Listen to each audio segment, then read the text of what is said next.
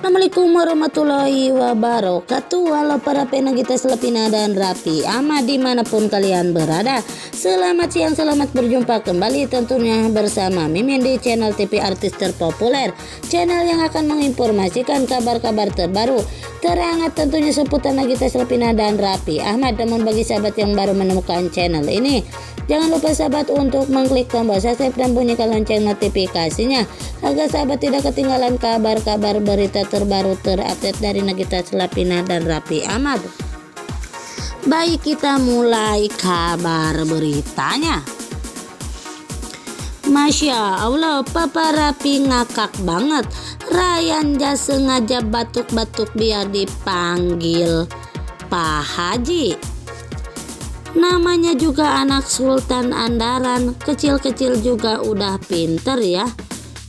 Kecil-kecil juga udah pinter ya.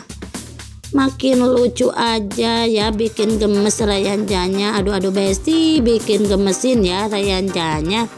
Makin hari makin kasep pisan. Rayanjanya sengaja batuk-batuk biar dipanggil Pak Haji ya. Papa Raffi nggak kuat ya. Lihat Rayanja, Papa Raffi ngakak banget ya. Rayanjanya sengaja batuk-batuk biar dipanggil Pak Haji. Cukup sekian berita terbaru dari Neng Mimin. Wassalamualaikum warahmatullahi wabarakatuh.